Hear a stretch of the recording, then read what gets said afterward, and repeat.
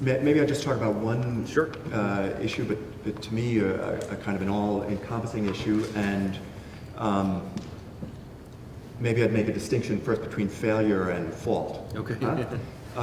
In other words, would I blame him for what I see as the failure? And that is that his inability to change the culture of the church, to be able to figure out answers for dealing with modernity, and most especially with young adults and young folks.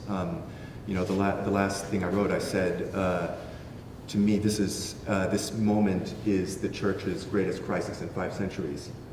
If you look at, for example, the fall off of young adult participation in the Catholic Church, and you know, these kinds of things, not in the United States, but in dozens of countries on 4 continents, the kind of lack of urgency around, look, this is a moment of crisis for the church, and we have to figure out how to engage. And you know, when he came, the very first thing he said, I mean, literally, the first day was, you know, we have to be a church that reaches out.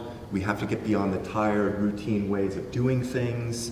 And to me, a lot of what's happened has been a kind of a trying to work out that vision.